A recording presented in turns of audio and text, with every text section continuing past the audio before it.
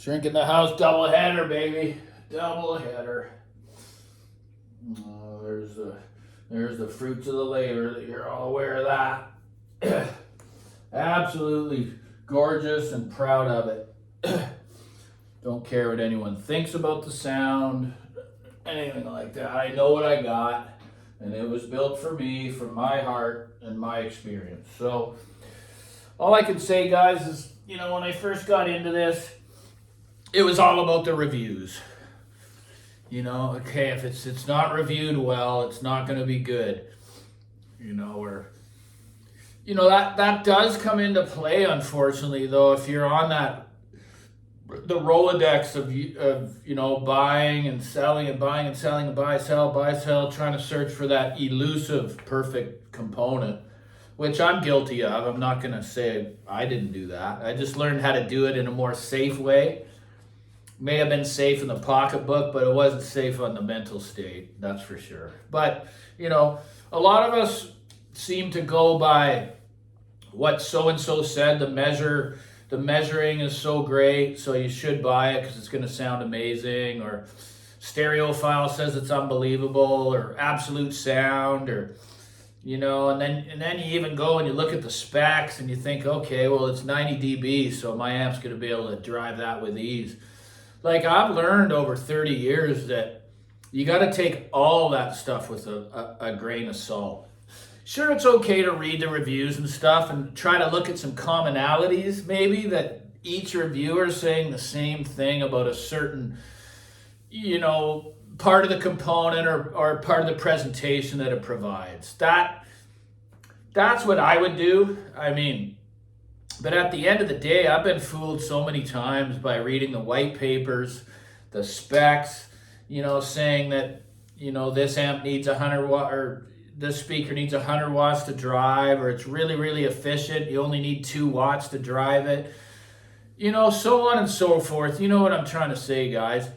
But what I've learned over, doing this for as many years as I have, that the only way, and I mean the only way to truly know and learn about certain components is to have them in your room. And I know it's not always easy. It's actually very difficult.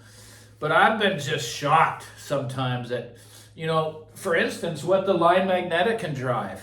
Again, it's only rated at 22 watts. Well, when I was a newbie, I would have just bypassed that right away.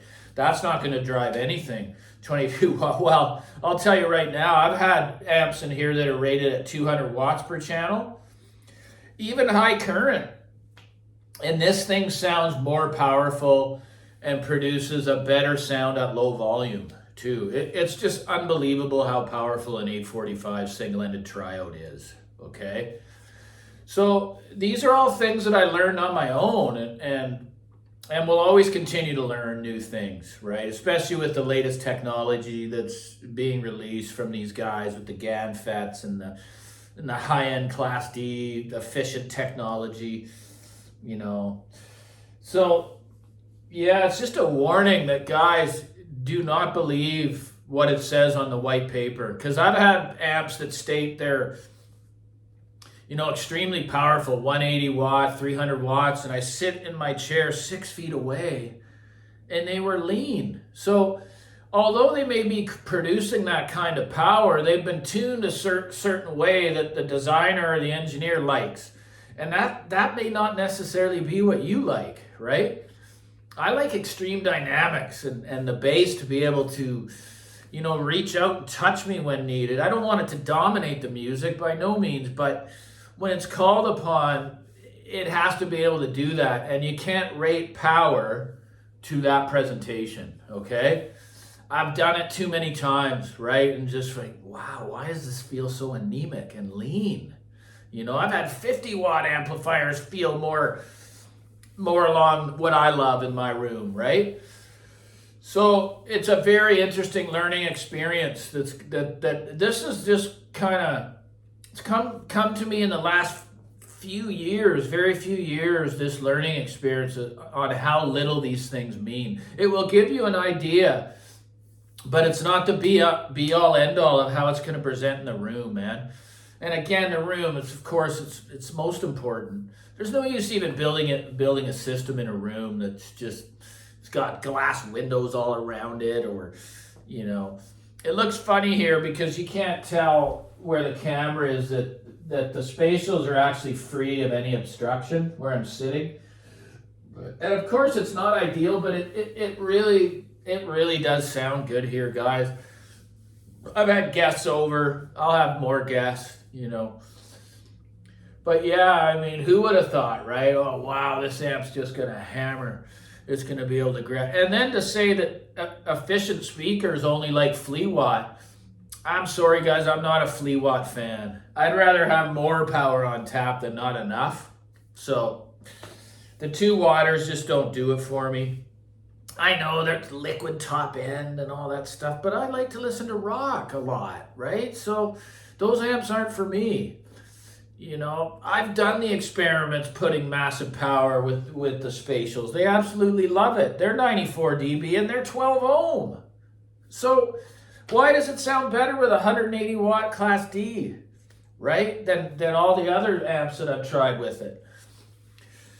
They love Class D, I'm just going to tell you. These open baffles of Clayton's, all his designs are going to love any refined Class D amplifier. That's a promise.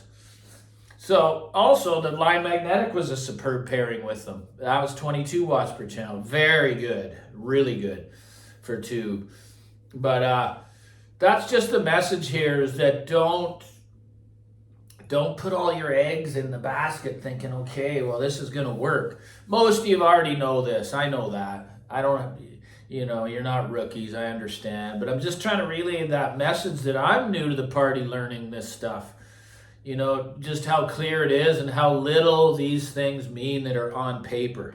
And what these reviewers say. They got a completely different room. They have completely different electronics than you do. So take them with a grain of salt, and also take what I say with a grain of salt, or don't take any of it. It doesn't matter to me. The facts are starting to come out. People are purchasing things on my suggestion and reporting back, okay? So when you're 7 for 7 or 8 for 8, it shows you do know a little, at least, right? So anyways, it's great. I'm feeling motivated the last couple of days because I'm back to work. I feel revitalized. I feel, you know, I have something to accomplish in the day, and I still can come home and do a video. Like, what a life, right? Like and subscribe, guys.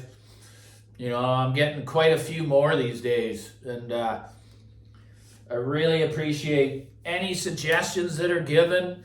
I try to meet those suggestions because a lot of them are really good ideas. So like and subscribe, guys, and if you feel so generous, there's a super thanks down there. You can send the shrink a coffee. Thanks so much. Bye-bye.